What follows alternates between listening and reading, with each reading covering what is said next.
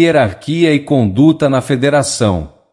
Aqueles que possuem uma maior expansão e luz estão sempre entre os principais conselheiros e instrutores diretos, pois ainda que a hierarquia não seja tal como muitas vezes é na Terra, a bordo das nossas naves e centrais de reuniões, existem os conselheiros hierarquicamente respeitados e honrados, como professores e diretores executivos de planos divinos.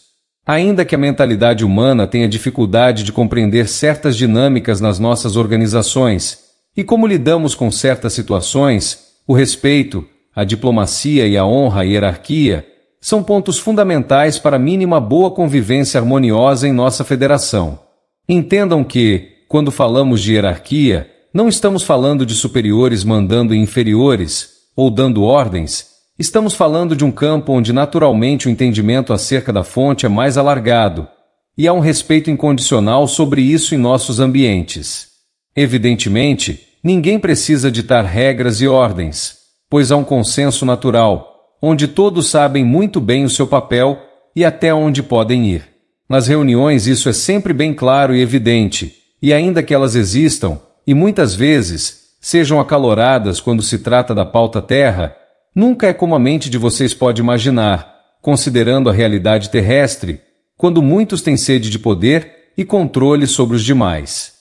Ainda que nós saibamos o nosso papel e tenhamos asseguradas em nós nossas responsabilidades, ouvir nossos superiores é sempre um momento de grande alegria e júbilo, pois nós estamos em constante aprendizado e abertos ao nosso desenvolvimento.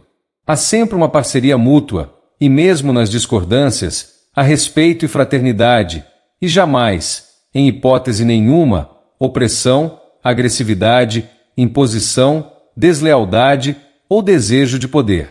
Há uma dinâmica de falar e ouvir. Em nossos debates, nunca atropelos verbais ou vibracionais, pois isso aponta claramente duas coisas: desejo de dominação ou medo. Enquanto vocês adentram em uma nova fase, e nós, como seus amigos do espaço, buscamos colaborar, entramos em uma sinergia. Vocês começam a compreender a necessidade da diplomacia para a boa convivência.